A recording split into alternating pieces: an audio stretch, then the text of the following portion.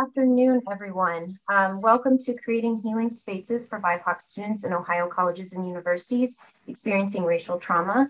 The speaker for this session is Dr. Khalisha Brooks, a mental health activist and consultant at Soul Care LLC. Please enter any questions you have for Dr. Brooks in the chat to be addressed at the end of the presentation. Khalisha, I will go ahead and hand it over to you to get started. Okay, well, thank you so much. Hello, beautiful people.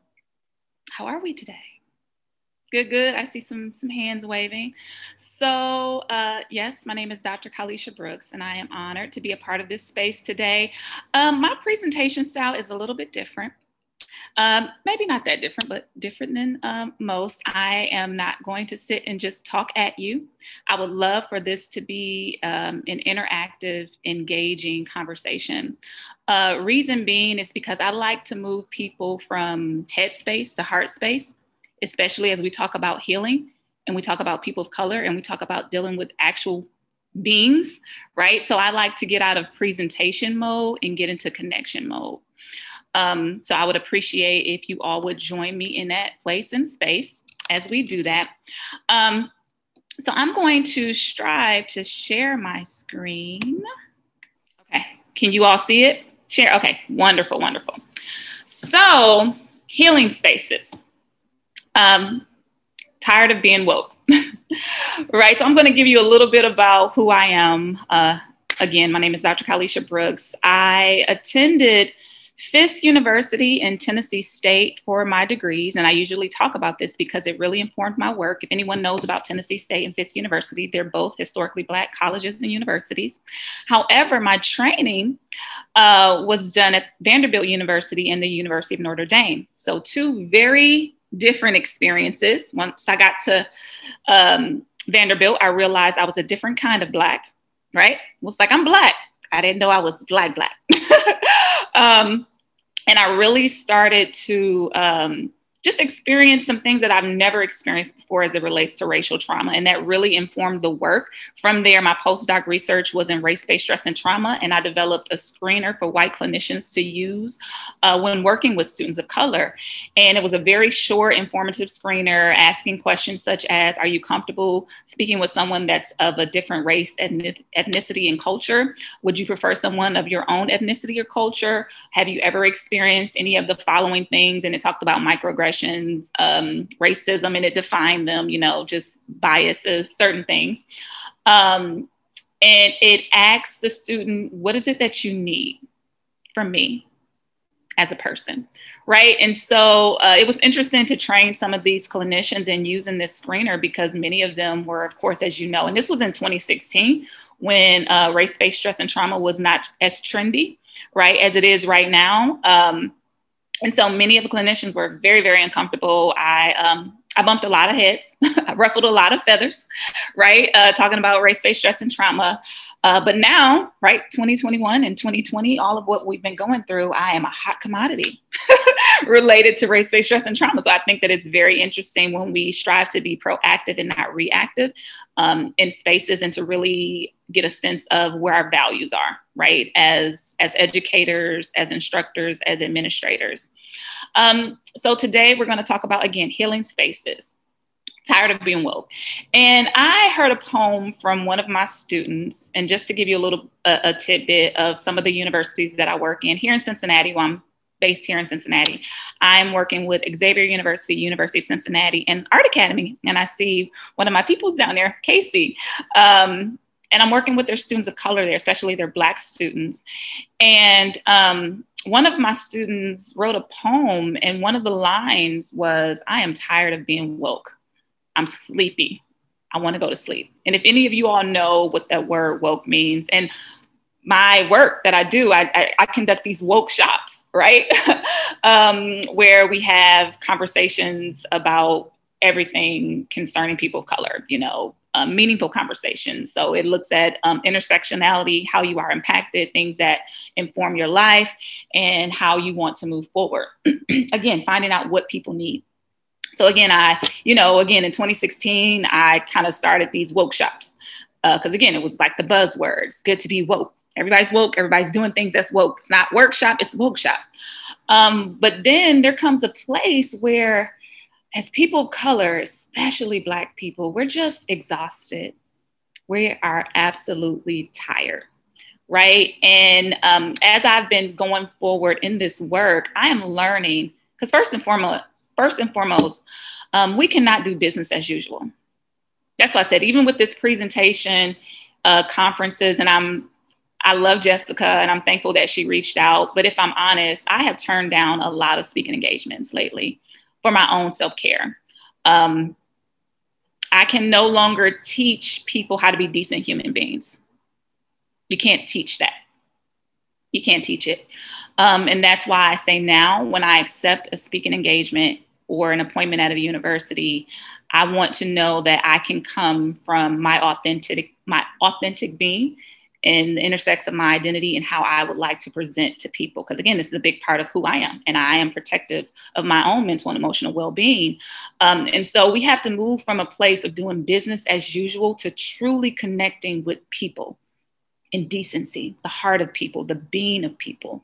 And as you can see with 2020, everything that has happened, people of color, especially Black people, are tired of hearing about how we're dying, right? You turn on the TV, we're dying. You talk about COVID, we're leading the deaths. You talk about pre-existing conditions, we're leading deaths. And so for a student and for a person in general to constantly hear of your demise, of brutality, of injustice, of killings, of murders, of racism, all these things, there's a parallel experience that's happening with your mind and your body. And I always say our brains and our bodies don't know that this is an injustice. All it knows is what it's being exposed to.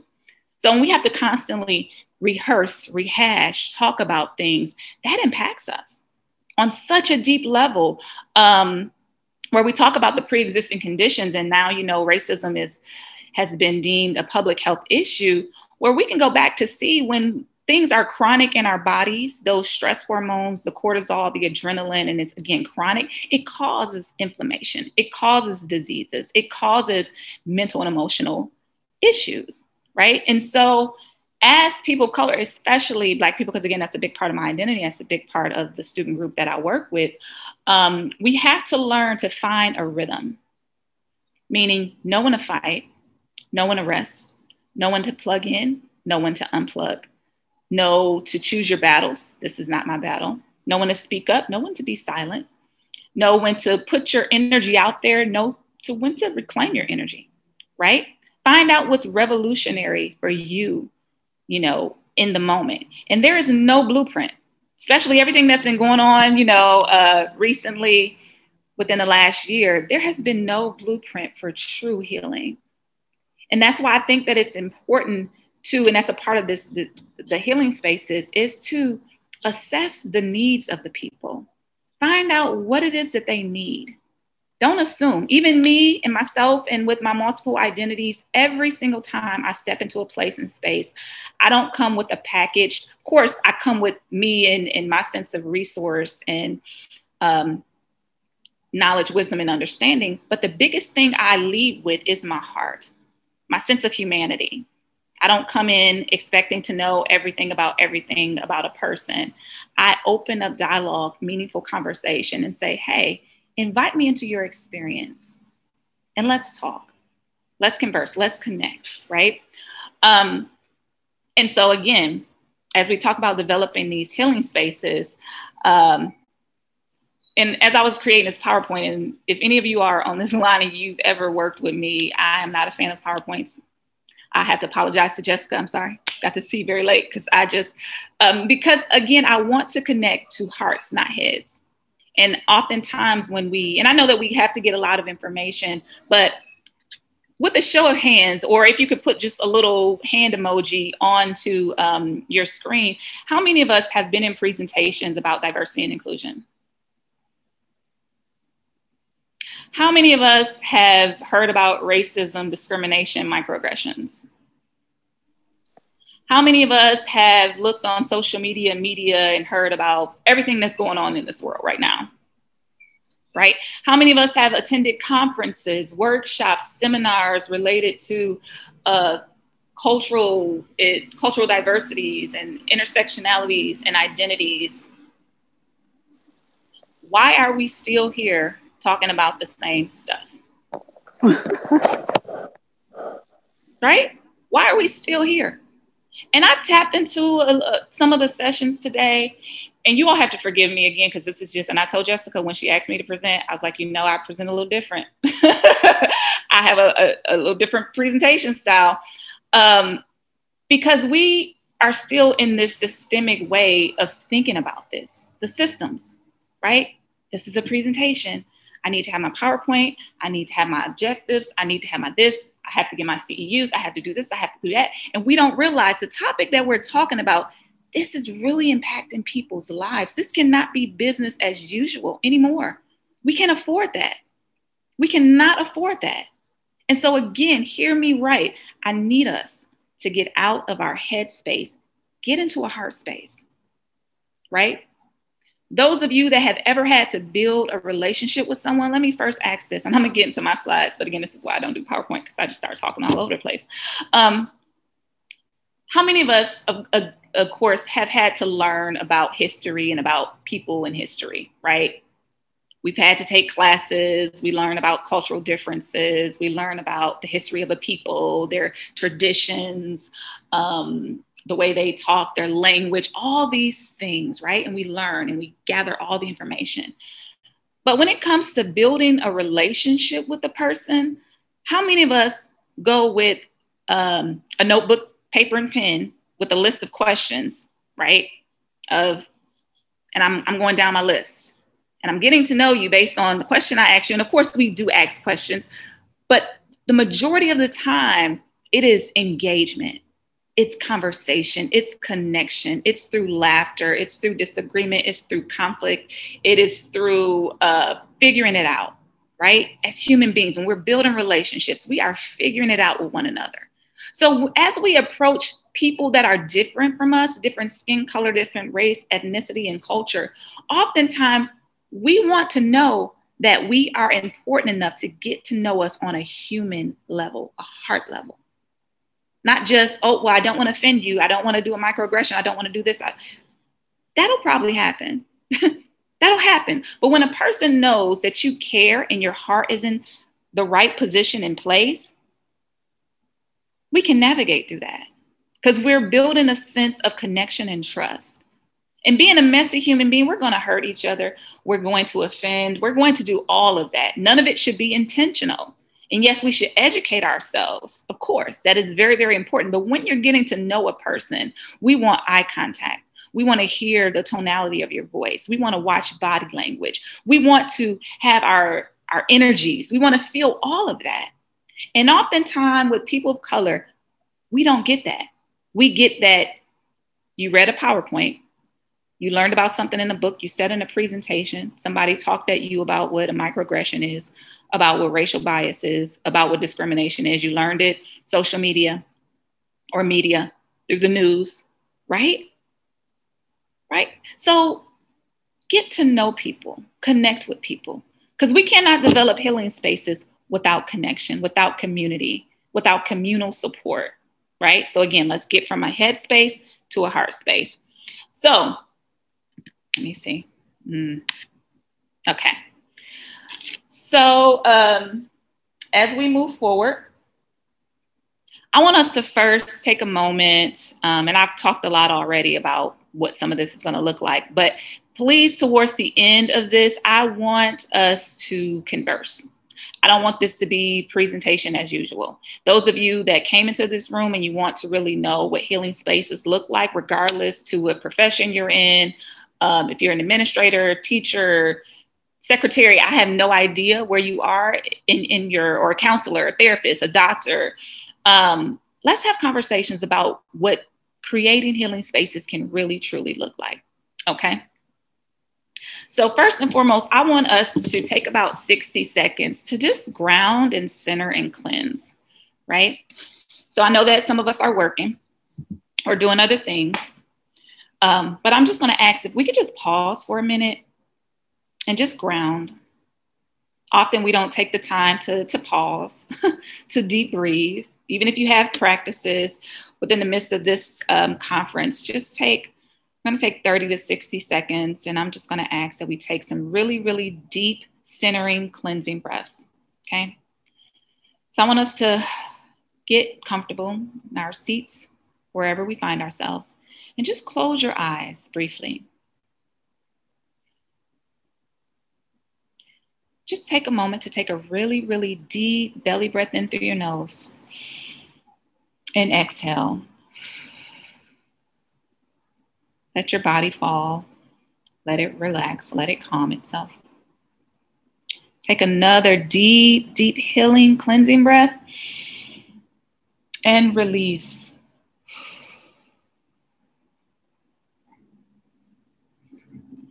And on this next deep breath in, I want us to breathe in all of our goodness.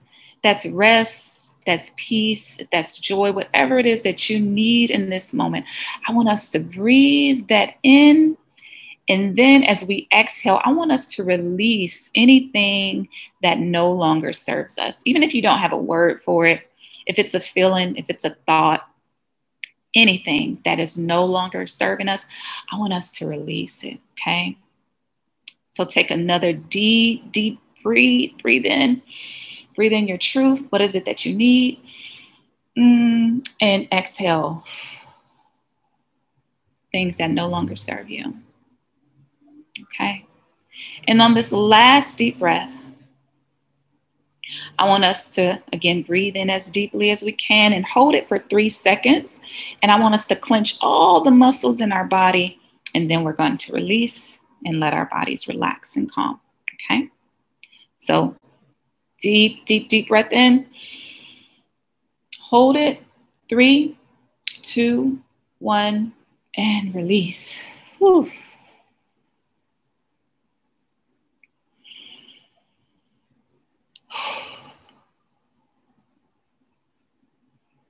Okay.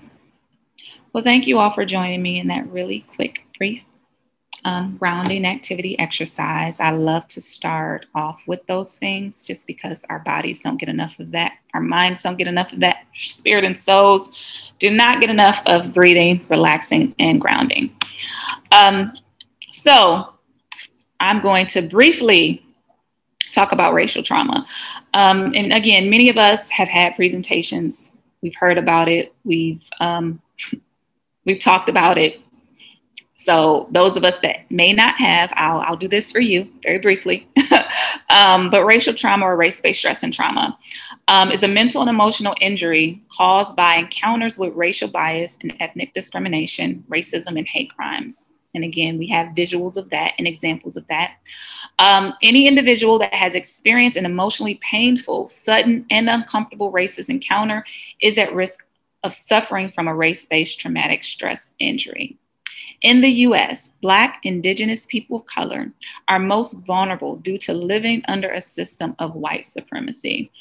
And again, ladies and gentlemen, if we have just worked with people in the capacity of mental health and well-being, we have heard these terms. We have studied these terms. We have sat in anti-racism seminars, conferences. So we should be well-versed in these. And if not, I would encourage you to go do your own research, read up on those things, and get just a little more comfortable with some of the terminology and some of the instances of what that looks like. And I'm just looking at, and if you all could follow me, and just looking at some of these images down below, you know, you look at these faces, these are real people with real families. And those of us that have intersectional identities, we can experience trauma on one or all parts of those identities, right? And so just be mindful that as you encounter human beings, you have no idea the level of stress, anxiety, depression, trauma, hypervigilance, somatic pains in their bodies, vicarious trauma that exists just from watching TV or engaging in social media. So, and this is where I allow my heart to be. I allow my heart to be in a space of just having a lot of empathy and understanding even if my identity isn't a part, just the human in me will connect on that level. And so I would encourage you all to do the same, especially as we talk about healing spaces. So some of the work that I do, I don't only work with universities in Cincinnati or in Ohio. I am also working with students of color at Harvard's Lehman's program, Penn State, Texas A&M. I feel like I'm missing one. Did I write them down? I feel like I'm missing one, but yeah, so the schools that I'm working with outside of Cincinnati, again, I'm working with their Black student population. And here, along with students in Cincinnati, pretty much I'm hearing the same thing from our students. You know, I go in and I'm like, okay, what's going on? How are we? What is it that we need? And this is not only undergraduate students, this is master's students, PhD students, faculty, staff, you know, and it's almost verbatim. People are saying the same thing at this point. I'm numb. I don't know how to feel anymore. I am absolutely exhausted in every way. I'm tired of seeing, hearing, and talking about it. Nothing's changing. I feel hopeless and powerless.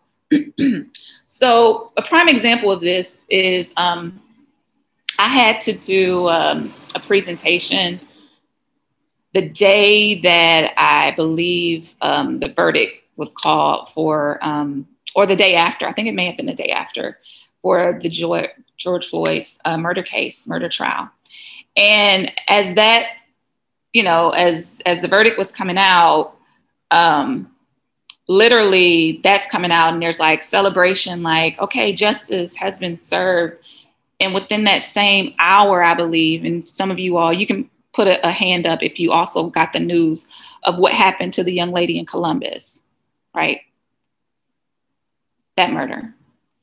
And so to experience that in that moment, something that felt like, and regardless of the circumstances surrounding, to receive a verdict of guilty, and in that same breath to receive notice and confirmation of a child losing their life, it was just like the amount of trauma that went through the students in that moment.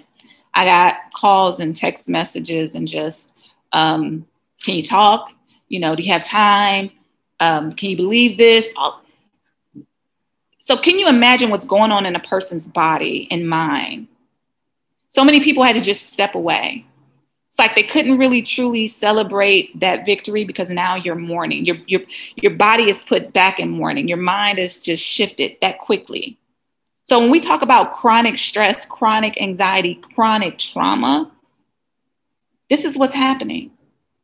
So naturally, the mind, the body wants to get into protective mode. So many people are just numbing out, or they're just scrolling through social media, or they're just engaging in, you know, coping mechanisms that aren't the healthiest, or they're just deciding not to be a part of conversations anymore.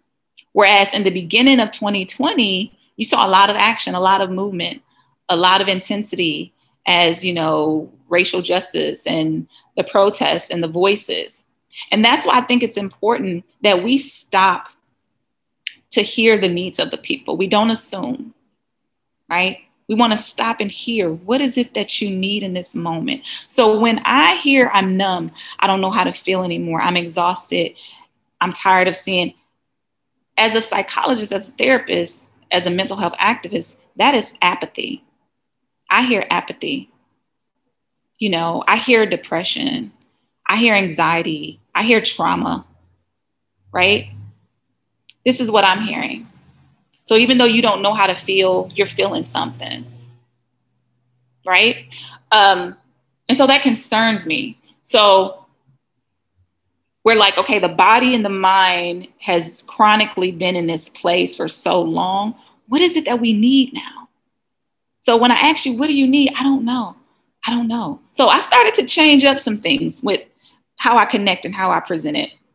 So instead of, you know, going in and saying, hey, what do you all need? Right? This last time I engaged with some students, it was interesting because, you know, I call myself an elder millennial. So I don't know all about the music and what's going on in social media, but this is something that I did. I found out, I found one of those little TikTok challenges, right?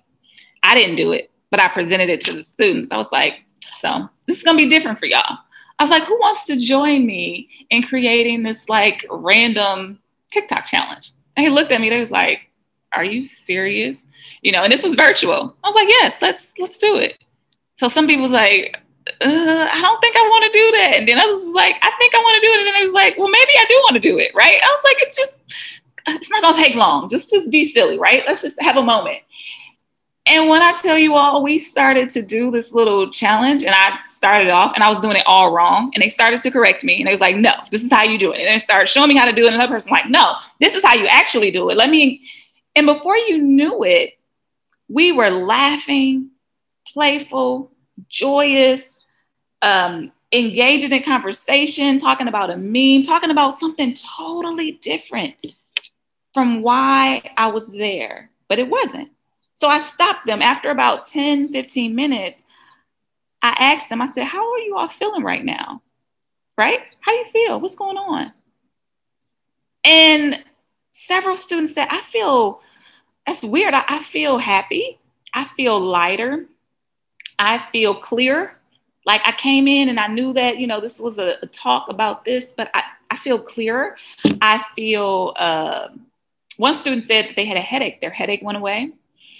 Another student said, I feel safe. That was the one that stuck with me. The student said, I feel safe. She felt safe from engaging in joy. Somehow that brought a sense of safety over her mind and over her body. Just having a pocket of joy to engage in. And I said, you know what, as I find my rhythm as this mental health activist, because again, I'm listening to the people, I'm listening to myself, I'm trying to be intuitive. Right now, we need a season of engaging in joy, fun, laughter, things that bring light and love to our bodies. Because guess what? What happens, just like with those students, when we engage in something different, what happened? Their bodies shifted from flight mode to rest, relaxation. So instead of cortisol and adrenaline being released when we have conversations and need to be informed and we're doing all this stuff and how do you feel and what's going on, which we don't dismiss our feelings, but we've done enough of that. We've done a lot of fighting. We've done a lot of protesting. We've done a lot of rage and anger.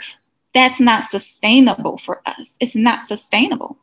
We can't stay in a constant place of anger and rage and fight. We have to know how to rest, how to have joy, how to enjoy life, how to not just survive, but thrive, live, right? And so we shifted that activity, that exercise that I did with those students, it shifted them from, again, fight or flight to rest, healing, relaxation. The physical symptoms in their bodies left. They started to feel safer mentally and emotionally. So now that's where I am. I'm like, oh, well, as I do these presentations, as people call on me, as I now engage these universities, my focus and goal is to help people create spaces of healing. And what is in it, and the spaces for healing may not just look like us sitting together talking about what's going on with us and how we feel, because we've done a lot of that. It's how do we get creative in our engagement? What does that look like for us? So my question to you all here is, are you all in? You engaged in this presentation. Are you all in? And when I say all in, the ALLIN, I'm going to break that down. As we engage our students, let's ask and assess again, what do you need? And this could be creative, right? This doesn't have to be like, oh, let me, figure out with I can't think of the name, like a survey. No, this could be an event that you have and you just go around and you meet students and you talk to them, even virtually. How are you? What's been going on? What have you been doing? How have you been engaging things? But find out what it is that they want to engage in. What's considered fun and joyous for them? What are some of their hobbies, activities? What do they like to do, right? So again, building relationship, but asking and assessing, even if it's with just a couple of students, right? Listen. So once you ask the questions, don't just ask to ask, listen and learn. What am I hearing them say? What am I learning about this culture, this community? And again, no one person is a spokesperson, but trust your heart. I think we need to get to a place of trusting our heart, our spirits, our souls, and not be afraid of engaging people. Don't be afraid of that. Because I think we're just past that. Like, we're past being offended. We're past being like, we're just at a point, it's just like, be a human being with me, right? What are you hearing? What are you learning? The same way that you would trust your intuition or your gut when you're meeting a person, right? Let me lean into that. Listen and learn and be invited into their lived experience. We have to stop assuming that we know what's best. Because even as we talk about healing spaces, and even as a Black woman with these multiple identities, I don't go into places and spaces saying, I know what all Black women need who grew up in the inner city, like myself, right?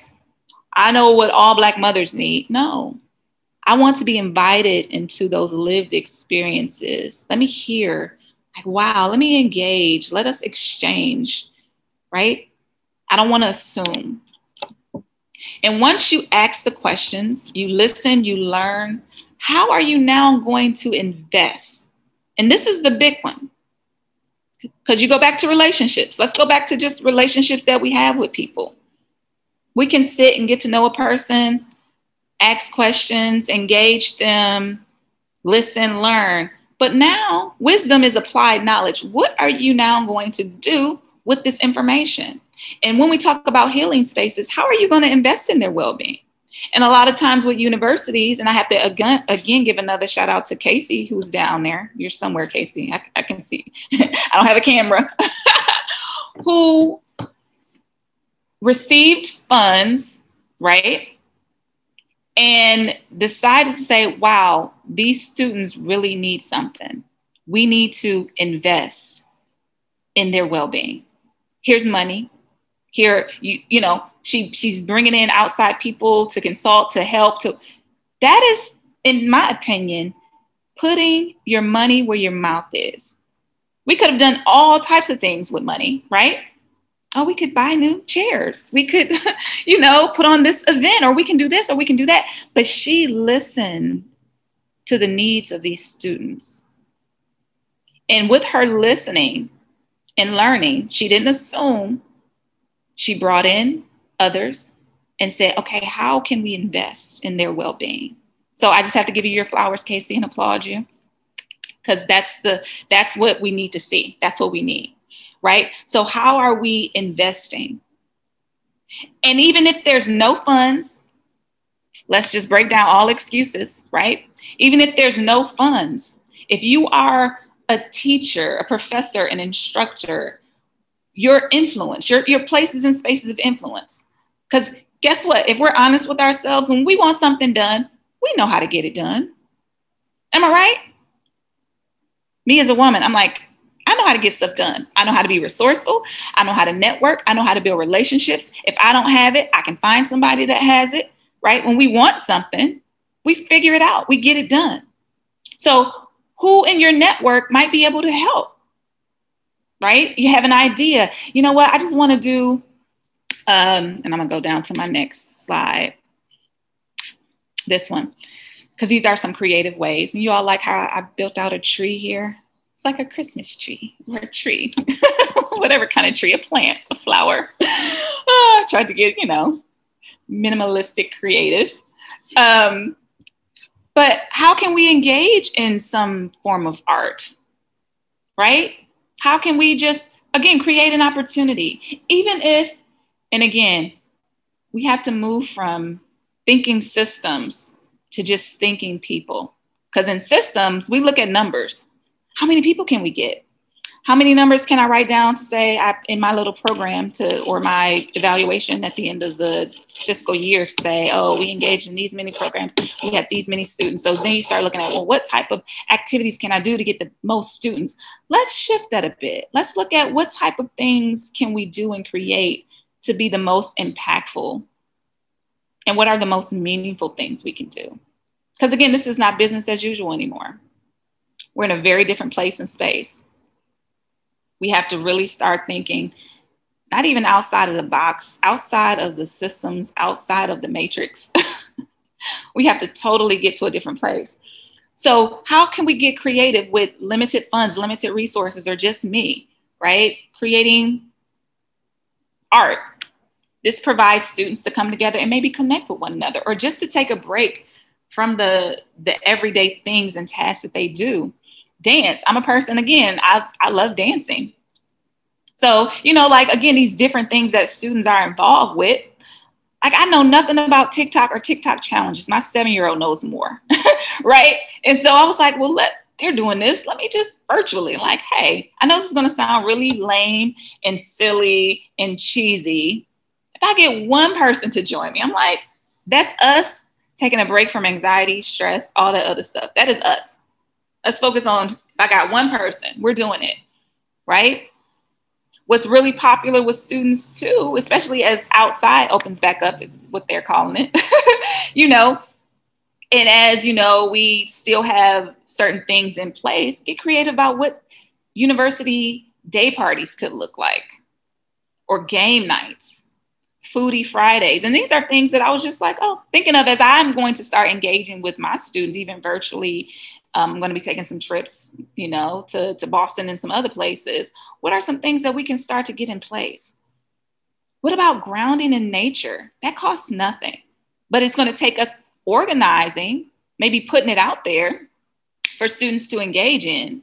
And we can't look at these as activities. These are just campus activities, things that we're trying to do. Think of this as, again, healing spaces. How do I start to cultivate a space where students can engage in rest, joy? And rest doesn't always look like being in the bed or on a couch or watching TV. Rest could be so many things. My mind's at rest. I'm biking, but my mind is at rest. I'm hiking, but my mind is at rest. What's going to bring me a sense of rest, right? And helping the students kind of figure some of that stuff out as well. So rest, joy, fun, laughter. What type of activities can I create to create smiles, right? Hugs, even if they're virtual. Again, nature, art, connection, humanity. How can we connect more with humanity? What might that look like? What are things that we can do to create peace, movement, creativity, connection, and love? Think about it. So here's my next little slide. And these are some, and I miss all my babies. But these are some of the activities that I've done with students. When I was at the University of Cincinnati, especially when we first started our workshops, having community conversations and what that looked like. But we literally started off with only a couple of students, maybe a handful of students. But you know what I did with these students? Built relationships. I built relationships. I connected with them on human levels. I showed them that I was listening to them and I cared, right? And so we went from having, and it didn't take long, these little events. And I know that COVID has changed some things, but COVID, it's here, but we're still human, right? And we got to get creative with how we still learn to engage and connect and have conversations, even if it is virtual at times. But it started off as just a handful of students, and quickly, if you look at the middle picture behind me, gosh, this was hundreds of students that started to attend events, right? And I remember our first event that we had after our workshops, in case, well, I'm not going to keep calling you out, but I don't know if we was expected, I think because of what things looked like in the previous years. And at that time I was at the University of Cincinnati Counseling Center, and I was the only therapist of color there at that time. And they told me that, well, events like this, and this is not just from the counseling center, this was just the campus community. They was like, well, events like this we've tried to have in the past, and we've probably had like 50 to 75 students, if that, right? Because usually student attendance is really low. So, and I was ordering food and getting games and just different things. And they was like, well, we're going to kind of prepare for like 75 students. Let's be on the safe side. Let's prepare for 75 students in this space that they gave me. You all, we had over 300 students show up. They could not get in the building. Over 300 students. And that was our first melanin mixer. And I don't know if I have the flyer up. That was our first melanin mixer. So what they told me I could not do, right, because of how the system has always done things. And I said, well, I don't like the system. I don't operate in the system. I'm anti-matrix. You know, just give me my freedom. Let me do me. And let me engage how I like to engage. And there's no secret sauce that I have, you all. I just love people. I genuinely love people. And that's how I approach everything that I do, is with genuine love, care, and concern. I don't do anything fancy. I lead with my heart, spirit, and soul. And when you speak from the heart, you reach the heart. And kids, our students, they pick up on all of that. Just like if you have natural kids, they pick up on who's genuine, who's real, and they attach to that. They support that. They want more of that.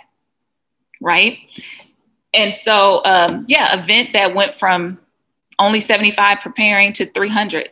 The next event that we start having, and you see how these numbers just started to grow and grow and grow to, gosh, that last event before I left the University of Cincinnati, 500, 600, 700 kids. I don't know. I have no idea how many students showed up. Right. So I say all that to say, again, move from your head to your heart. As we talk about creating healing spaces for students, I can't give you the blueprint for that. I can't. But what I will encourage you all to do is be all in. You know, be all in and see what comes up for you. But what I do know is that we don't need more programs, presentations, seminars, or conferences talking about all of what we go through, all of our trauma, all of our pain, the demise, the issues. We get enough of that. How are we now healing? And don't get me wrong, I think that, again, we find this rhythm where we still need places and spaces to talk about what's going on with us. Absolutely. But we have those spaces. I can't say that they're all really healthy, but they're out there, right? But how many healing spaces do we have? And even as we start to create, because I've been seeing this a lot lately too, healing groups and healing spaces, rarely do I see them leading with joy, laughter, fun. Many people feel heard, but they feel heavy after. And again, how does that impact the body? Because before, when I started creating workshops, we weren't being heard, right? Y'all don't know what's going on out here with people of color, Black people, right? So we need to get that out there. And Black students need to talk about their experiences, and nobody's believing them. Nobody's hearing them. Like these terms, people had never really heard of what microaggressions were or had examples of them, right? When I was doing these presentations and when I developed the screener, there's like racial trauma. What is that? Now it's trendy. It's a buzzword. It's everywhere. We're not lacking in that.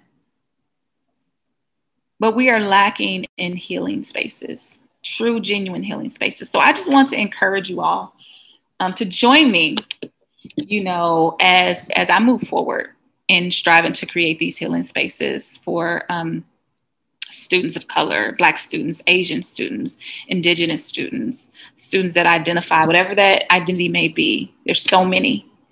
There's so many. But they need healing spaces, okay? So I know that we have about, I think that's it. Oh, our Q&A. And I love this quote. I love it. We were all humans until race disconnected us, religion separated us, politics divided us, and wealth classified us.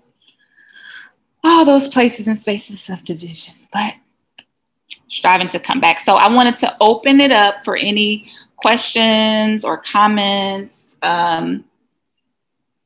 anything anybody wanted to say, or if you wanted to take this time to brainstorm, get creative, if you're working with students about what a healing space may look like. You know, I'm open to do that.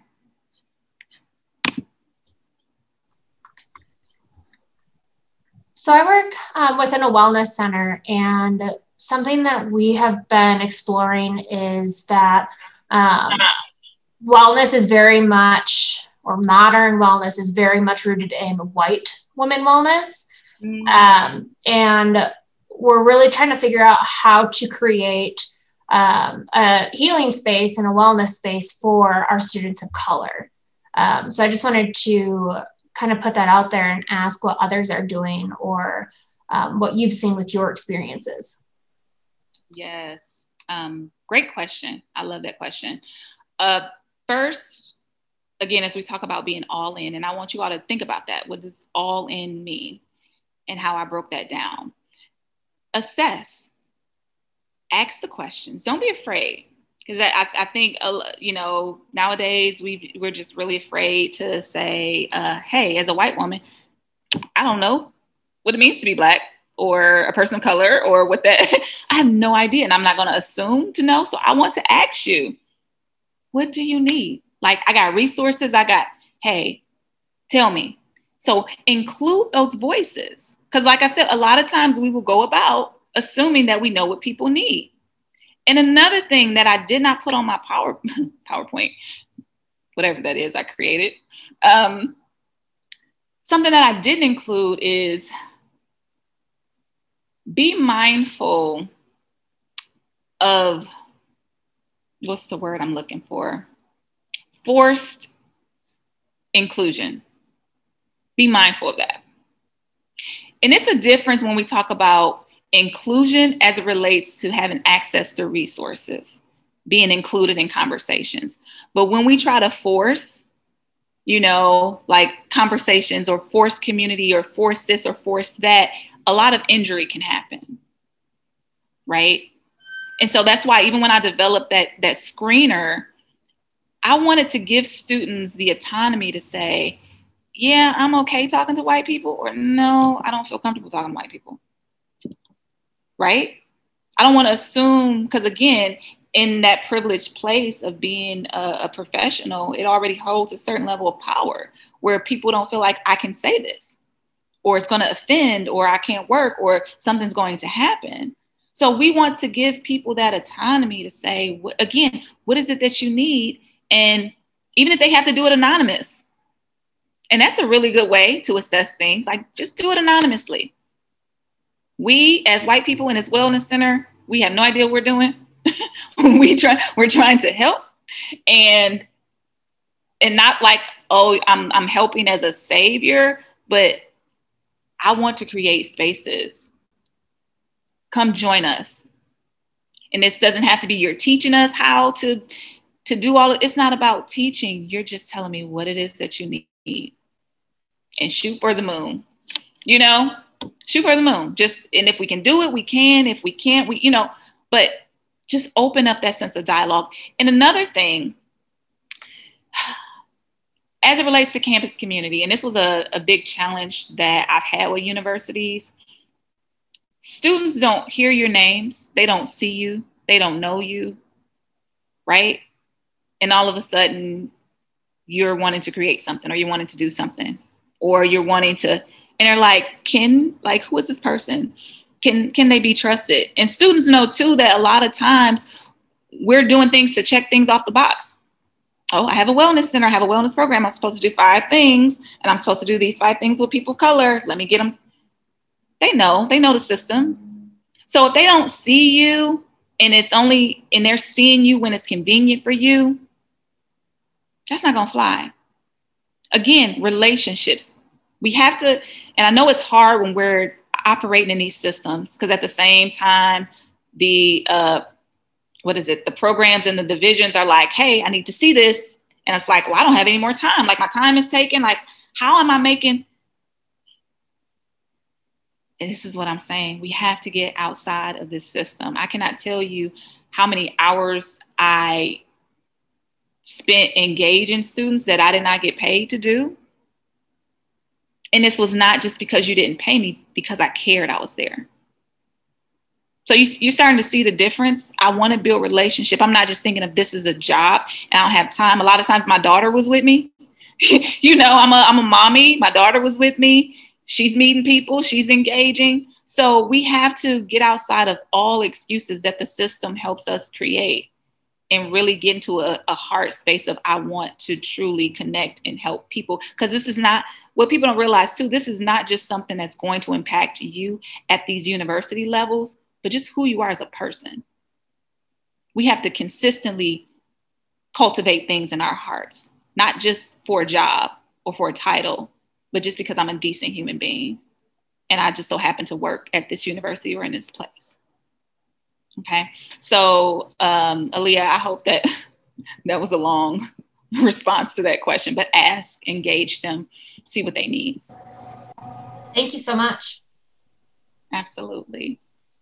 There's a question in the chat for you too. How do you promote or gather what students want? And how do you create healing spaces visible? So how do you create, that's a really good question too. And like I said, we're going to have to get creative with how we're getting this information. So that African proverb with it takes a village, there's a reason why the village exists. Get connected to the village. Find out what's already going on with students. Get connected there, right? With some of the, the centers, the student group organizations that are figuring out how to do things virtually, all of this, right? It's about engagement. It's about engagement. Think of it this way. Anytime you run up against anything related to how to engage students, how to engage the campus community, step back from the system and think of it as a relationship. When I'm interested in a person or I want to get to know a person, what do? I show up, not like stalker-like, right? I engage in things that they want to engage in. I might show up to activities that they're involved in. I show interest in things that they have interest in. I get to know them, right? So it is, again, move from here to the heart.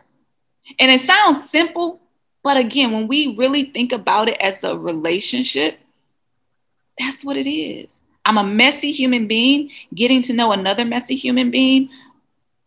I'm a little nervous. I'm a little anxious. I don't always know what to say. I don't always know what to do, but you're important enough for me to figure it out. And we're all smart people, right? I just wanted, I'm sorry. No, go ahead.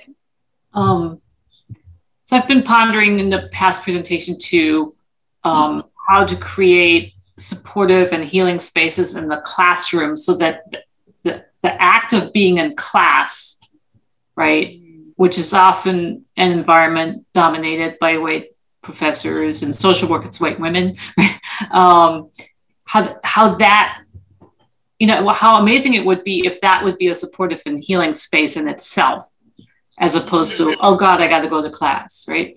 And so I think I had a question, but I just listened to you and I'm going like, no, I'm not sure. But if there's any further ideas, I also am really curious about the things that Casey created maybe. And so I'm wondering, I know it's not transferable, but I'm going, because I'm kind of tired of having like group discussion groups where we talk about things.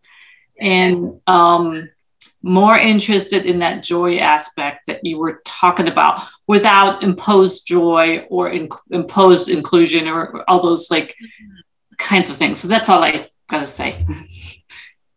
No, I love that. And I love that you brought that up. And if I have any professors or teachers, you have a lot of power over your classroom. Mm-hmm. So you can probably do more than some of the administrators or, you know, like other campus partners because you have control over what you do. So I think that creating healing spaces can be, oh my God, so impactful in the classrooms. You think, and let's go back to like high school, junior high. Go back to like, think about our experience, high school, junior high, and how just little cheesy things our teachers may have done because they're like, these are developing, you know, these are developing minds. These are kids. Not that you have to coddle, but think about, again, going back to that childlike joy. What are things that we would create? You know, what are things that we would do? Like I said, a lot of it is reprogramming your mind, getting it out the system, because it's telling us how we're supposed to relate, how we're supposed to do this. And we forget who we are. We forget. We're like, I'm a happy person. I'm an amazing mother. I know how to get Rice Krispie treats. You know, I know how to bring them to the classroom, and I'm not trying to put on no, you know, gender norms to anybody. But I'm just saying, when it comes to kids, you're like, I know how to create a foodie Friday, Taco Tuesday. You know, I know how to, and it's something so simple. And again, think of being all in, asking. And you can easily, as a teacher, a professor, easily include that into like some of the beginning stuff. So I'm thinking of, you know, as a teacher, I'm thinking of, you know, having, my daughter calls it like the fun Fridays, right? What is it that you all, you know, what might you want to see? We do. That's not so like, I don't know, lecture-ish. Like, what can we do? So I'm accepting some responses. So you might create one of those little polls or poodle, I don't know what they're called. But again, invite them, like, what's fun for you? And I'm going to encourage all of us professionals out there. What brings you joy? What is fun for you? When was the last time you stopped and thought about that? What makes you laugh? What gives you a sense of rest? What gives you a sense of grounding? When was the last time you thought about that with yourself?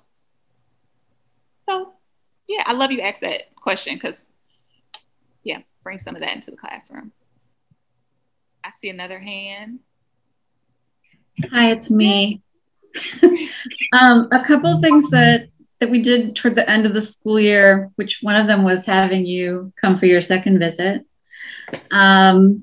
We also had someone come in and do just a wellness. It was called the Wellness Wheel program, and it was real cheesy and lots of interactive stuff, and everybody felt silly. And I participated in it as with the silliness, not as a counselor.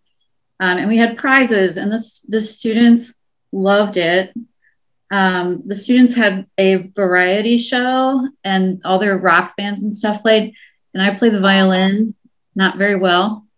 So I played the violin at the variety show and completely embarrassed myself. But I think it was maybe the best marketing I had done as being a counselor.